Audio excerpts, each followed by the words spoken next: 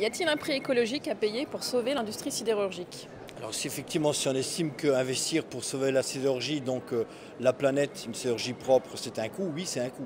Moi, je dirais que c'est un investissement. C'est un investissement, pourquoi? Parce qu'aujourd'hui, malgré tout, la sidérurgie européenne reste la plus propre pour produire de l'acier et à travers la planète. Aujourd'hui, la sidérurgie est très en avance en termes d'innovation, de technique, et en même temps, elle crée une matière qui nous était indispensable pour notre économie. Que ce soit autour de vous, vous pouvez regarder, nous avons besoin d'acier pour tout.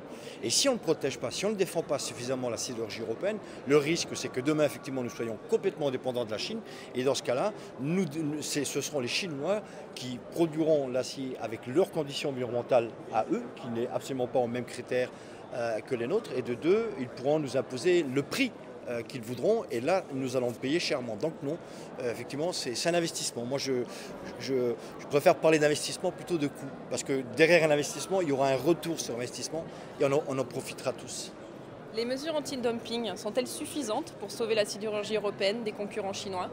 Aujourd'hui, non. La preuve, c'est que 37 millions de tonnes d'acier chinois ont pénétré le marché européen l'année dernière. Et malgré les instruments de défense commerciale qui existent aujourd'hui, ils restent malgré tout compétitifs. Les Chinois arrivent à nous vendre une tonne d'acier à quasiment 50% de son prix de revient ici en Europe. Même si on met des droits de douane à hauteur de 15-20%, ils restent malgré tout compétitifs. C'est pour ça que je fais partie de ceux qui disent ces outils-là ne sont plus adaptés. Il faut moderniser les instruments de défense commerciale et faire ce que font les Américains. Ils mettent des droits de douane à hauteur de 300%. Et pourquoi on ne pourrait pas le faire? C'est exactement ce qu'il nous faut. Aujourd'hui, les outils ne sont pas adaptés. En tant qu'ancien sidérurgiste et syndicaliste, quel niveau de gouvernance, européen, national ou régional, a selon vous les clés pour sauver la sidérurgie européenne? Aujourd'hui, dans les règles de fonctionnement européen, ce sont les États qui ont le pouvoir. Mais on voit bien justement que chacun se regarde en chien de faïence et personne n'ose sortir le premier du bois pour dire aux Chinois non, ça suffit et votre concurrence déloyale. Donc il faudrait effectivement un échelon européen pour impulser une politique industrielle au niveau européen et de manière à ce qu'on arrête à se tirer dans les pattes les uns contre les autres, les États membres, et ça fait le jeu des Chinois. Donc il nous faudrait effectivement un échelon européen. Quel est votre plan B plutôt que d'accorder le statut d'économie de marché à la Chine?